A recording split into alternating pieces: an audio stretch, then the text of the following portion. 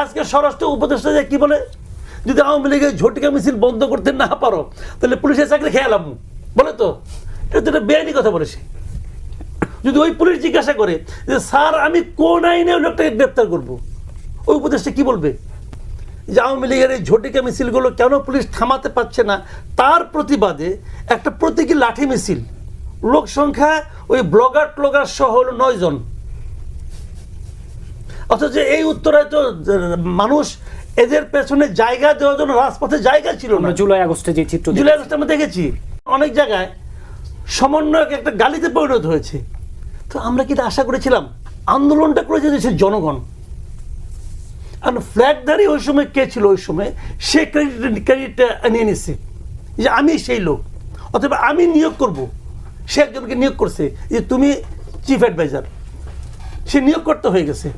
এবং এই নিয়োগকর্তা যখন হয়ে গেছে তখন সে পুরো দেশের নিয়োগকর্তা হয়ে গেছে। এখন এরে নিয়োগ করে, তারে নামায়, তারে ফালায়, এটা করে। এটা করতে যেয়ে কি হয়েছে, এটা করতে যে সারা দেশে তাদের এখন ইমেজ সংকট হয়ে গেছে, শুরু হয়ে গেছে।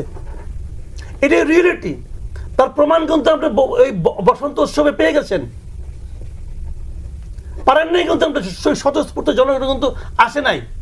তারপরে দেখলাম 18 তারিখে দেখলাম উত্তরে একটা মিছিল হয়েছে যে আওয়ামী লীগের এই ঝটিকা মিছিলগুলো কেন পুলিশ থামাতে পারছে না, তার প্রতিবাদে একটা প্রতীকী লাঠি মিছিল, লোক সংখ্যা ওই ব্লগার ট্লগার সহ হলো 9 জন। অথচ এই উত্তরায় তো মানুষ এদের পেছনে জায়গা দেওয়ার জন্য রাজপথে জায়গা ছিল না। জুলাই আগস্টে যে চিত্র, জুলাই আগস্টে আমরা দেখেছি এদের পেছনেই তো। তাহলে বিষয়টা কি? বিষয়টা হলো ওই আন্দোলনটা জনগণ মনে করেছে এটা আমার কাজ, এটা আমাকেই করতে হবে। আমার সামনে কে আছে, আমার পেছনে কে আছে, পাবলিক দেখে নাই। সে সবাই নিজের কাজ মনে করে রাস্তায় নেমে এসেছে। এখন ওই সময় যে সামনে ছিল সে যদি বলে আমি, তার সঙ্গে ঝগড়া করতে কে আসবে? কেউ আসেনি। কিন্তু এইটা যে আসলে যে সে লিডার নয়, এই 9 মাসে সেটা প্রমাণ হয়ে গেছে ভাই, এটা প্রুফ। এবং এর মধ্যে কি হয়েছে, নানা জায়গায় সমন্বয়ক তৈরি হয়েছে। এখন দেখেন অনেক জায়গায় সমন্বয়ক একটা গালিতে পরিণত হয়েছে। তো আমরা কি এটা আশা করেছিলাম? আরেকটা কথা, এদের কাছ থেকে আপনি যে কথা নাকি জাহেদ বলেন, খুব একটা সিরিয়াস কথা কিন্তু বলেছেন যে এরা কখনোই নতুন বন্দোবস্তের লোক ছিল না। তো আচ্ছা, নতুন বন্দোবস্তের লোক কোথেকে আসবে? এরা কি আকাশ থেকে আসছে?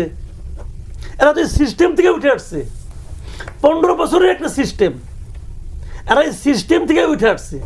তারা হঠাৎ করে সে নতুন বন্দোবস্ত কেমন করে করবে? এই যে আমাদের আর্মি চিফ, উনি তো আওয়ামী লীগের আর্মি চিফ, কি হয়েছে? উনি কি ঠিক সময় ঠিক ভূমিকাটা রাখ নাই? রাখছে তো রে ভাই। এখন আপনি যদি বলেন তুমি শেখ হাসিনার আত্মীয় হও, যেটা নাকি আমাদের কোনো বিখ্যাত দার্শনিকরা বলার চেষ্টা করছেন, তুমি আত্মীয় হও, অতএব তুমি খারাপ। তো এই খারাপ লোকটা যদি সময় ভূমিকাটা না রাখতো তাহলে আজকে এটা হয়তো। রাষ্ট্রের কয়েকটা স্তম্ভ আছে, কিন্তু এগুলি কি কি? ধরেন প্রশাসন একটা স্তম্ভ, জুডিশিয়ারি একটা স্তম্ভ, আর্মি একটা স্তম্ভ, পুলিশ একটা, এগুলো কিন্তু স্তম্ভ। কিন্তু কোনো আন্দোলনে বাংলাদেশে সফল হবে না যদি এই স্তম্ভগুলি কোনো একটা স্তম্ভ জনগণের সঙ্গে না আসে। আপনি 91-এ সে এরশাদ আন্দোলন দেখেন, তখন কিন্তু আর্মি তাকে সহায়তা ই করে নাই, শেষ পর্যন্ত হেল্প করে নাই। করলে এই অবস্থা আসতো না। 96 আন্দোলন দেখেন, প্রশাসন শেখ হাসিনাকে হেল্প করছে, কিন্তু না করলে হতো না। জনগণকে হেল্প করতে হবে, একটা স্তম্ভ লাগে। এই সময় কি হয়েছে, পুলিশ শেখ হাসিনার সঙ্গে ছিল, আর্মি ছিল না। আর যদি বলেন আর্মি আর্মি না থাকলে হতো না, আপনি নিশ্চিত থাকেন। কাজেই এখন সেই আর্মি কিনা বলছেন না এটা শেখ হাসিনার আত্মীয়, অতএব এখন উনিও তো বলতে পারে এই আর্মি এখন যা আছে তার তো 98% তো শেখ হাসিনা আমলে হয়েছিল। কারণ সব বাতিল করে দেবেন আপনি। যদি এগুলিকে বাতিল না করেন তাহলে পুলিশ আপনি বাতিল করলেন কেন? এলোমেলো হাঁটার কারণে পুলিশের চাকরি নাই, খাওয়ার টেবিলে ঠিক মতো লুকমা তুলে নাই, চাকরি নাই। কেন করলেন ভাই?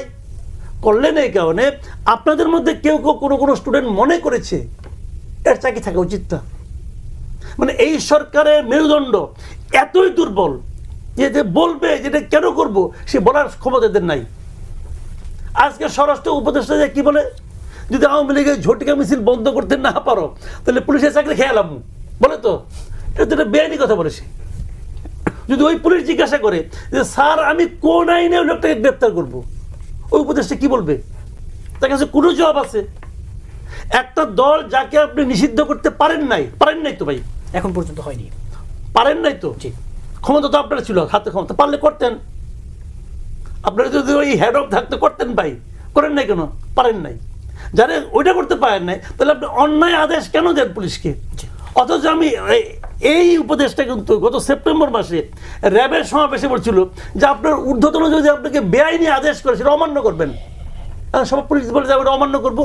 এই যে যারা মুভমেন্টের সামনে ছিলেন, আমরা গভীরভাবে তাদেরকে স্নেহ করি, শ্রদ্ধা করি, আমরা মনে করি তাদের গুরুত্বপূর্ণ রোল আছে, কিন্তু তারা রাস্তায় নেমেছিলেন কোটা সংস্কার আন্দোলন, এটা না হলে নামতেন না। তারা বিসিএস পরীক্ষা দিয়ে প্রশাসন এবং পুলিশ মূলত লুক্রেটিভ ক্যাডারে যেতে চেয়েছেন, এবং শেখ হাসিনা যদি ক্ষমতায় থাকতেন, তারা শেখ হাসিনার অধীনে, তারা শেখ হাসিনাকে ক্ষমতায় রাখার জন্য ব্যবহৃত হতেন।